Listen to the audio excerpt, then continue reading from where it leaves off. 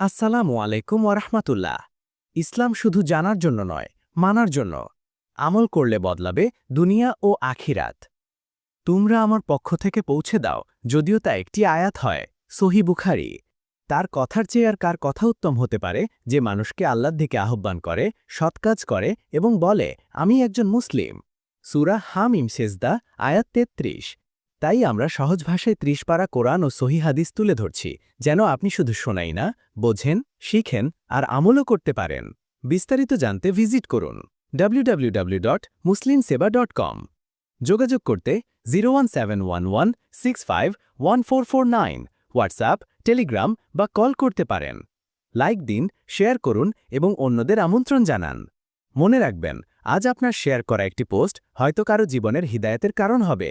সেই সওয়াব ইনশাল্লাহ আপনার আমলনামায় জমা হতে থাকবে কিয়ামত পর্যন্ত।